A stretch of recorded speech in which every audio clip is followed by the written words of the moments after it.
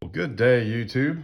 Flywheels here with a quick recap of a little local comic show that I attended as of the recording just this past weekend. And just a small comic show, no toys, no nothing else, just strictly comics in a small hotel just up the road from me. And, now that things are starting to kind of get back to normal, so to speak, it's been nice to visit some shows. Unfortunately, card shows just don't seem to come around my area, but comic shows, not a problem. And that's okay with me because I enjoy a good show. Just a quick recap. Everything that I got here, I believe all but like maybe 2 or 3 books came from the cheapo boxes because that's what I like to hit when I go to shows. It's nice to look at the slabs on the wall behind the dealers' tables and stuff. But a lot of times, if I'm patient, I can fill the runs that I'm looking for on a budget, and that's pretty much what these were.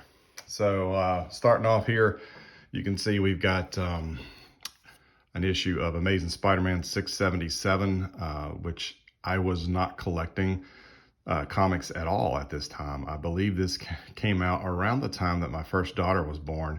And like a lot of people, I had to prioritize things. So comics pretty much fell to the wayside for a number of years while we were starting a family. But so this is one I don't have in my AMS run. And it's a Humberto Ramos cover, which is a bonus, at least for me. Next up, we got a couple issues of the Mutant Misadventures of Cloak and Dagger, a run that I didn't have much of, or a title I didn't have much of, but always was a team that I enjoyed. Rick Leonardi, some good artwork. So we have issues 13, I have issues 14, and then we jump to the last issue, issue 19. And you can see here, it includes Despair, which just recently got a Marvel Legends figure. Saw it at the store the other day, but this not what I'm looking for. My older brother who went with me found me this book, and I'm super pumped to find this one. I think this one I did pay a little bit more, maybe $1.50. This is the Double Edge, part of the Double Edge Omega. It's part of the Marvel Edge imprint that they did across a couple of titles such as Ghost Rider, Doctor Strange, Punisher, Hulk. I believe Doc Samson had a 4-issue miniseries under the imprint. So that's kind of a smaller collecting goal of mine, and this is the first time I've ever seen this, so I was glad he found that and was anxious to pick it up. Couple of older Daredevil. We have 198, 201, skip ahead, 245. So slowly working on that run. There's another book my brother found for me, not bagged or boarded, but it was cheap. One of the tribute issues that they did for some of the Marvel characters after the Age of Age of Apocalypse, when the was it Age? Lord, all those big 90s miniseries now are getting convoluted in my head. But after the heroes disappeared fighting Onslaught, they did these tribute issues. I have the Cap issue. I've not seen the Iron Man. So that was a nice find. And then I think these were $3 each or 2 for $3. So issue 17 of Marvel 2-in-1, Spider-Man. Yep, that's always a picker up for me. And then any of the old Serpent Society members. And then from that same dealer, I got issue 95. I like horror the supernatural kind of stuff. So Living Mummy, thought, hey, it was essentially free, so why not? ROM, issue 12. Getting really close to finishing off my ROM run. Issue 16. Issue 40. 45. I love that Ursa Major there. Issue 66.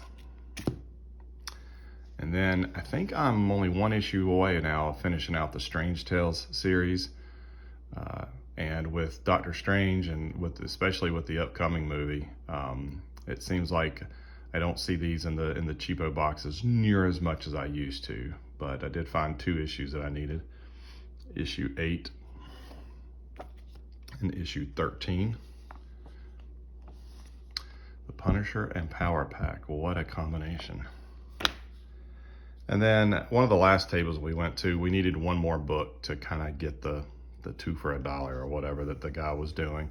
And my brother suggested I pick up Weird World #1 because he knew I had the Saga of Crystar books, and apparently that was a Marvel-owned character, and he made his return to comics in this. I've not read it yet, but I'll take his word because he's much more knowledgeable than I am. I don't do a lot of the Mutant stuff much anymore, but I was a big reader in the 90s. And X-Men 30 was on my list of wants. I'm guessing because of maybe the Operation Zero Tolerance story that might have been running around this time. I'm not 100% sure, but it was cheap. And finally, I found a nice little stack of Malibu books. These are not worth the paper they are printed on. I could care less. I'd love to build the entire Malibu catalog. I do have a reading order for the entire catalog. I think that'd be a lot of fun. Plus, when Marvel acquired Malibu, it really intrigued me with what they were doing with the characters. I got on initially with the Godwill miniseries when they were introducing Thor and the Infinity Stones and a few other things, Infinity Gems. But kind of going back and picking these up, I don't want to pay much for these. 50 cents is about my limit, maybe $1 if it's a book towards the end of the run, because I can't imagine that a lot of these Malibu books sold all that well, especially at the end of titles. So I'll make an exception here or there, but I was happy to find these. This is the Infinity, part of the Black September storyline that ran through the books of Nightman. You can see they all had these artwork that kind of reminds me of that one, I think it was Joe Quesada variant of one of the Avenger titles with maybe around House of M with Scarlet Witch, her face kind of puzzling off like it is down here in the corner. But all of these Black September books have a splash page like this. And found Nightman #3, which was his last series. And okay, yeah, that one's not a flip. I think issue 2 was a flip book with the Phoenix storyline. And an earlier Malibu title, Sludge #2. Solution #1. I love all these 90s characters. Strangers #4. And then I found the whole run of War Strike except #1. So we have #2, #3, #4, #5, #6, and the last issue, #7. And what was interesting about this, and I don't know how well it comes off, but this is a glossy cover.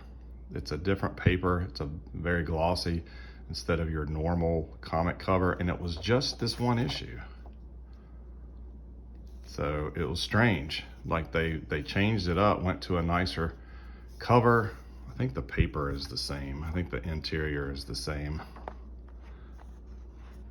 Though, I don't know, it might be a step up. There's the God Will ad.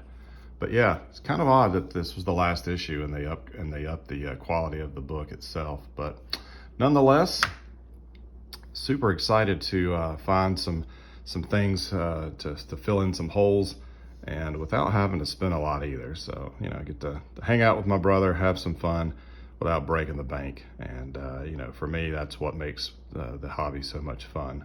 So thanks for watching. I do have another small comic haul video that I'll get working on from a used bookstore that I dropped in. Found, again, some for me, some gems. And I didn't pay more than 35 cents an issue. So keep an eye out for that. All right, guys, until the next video, we'll catch you next time.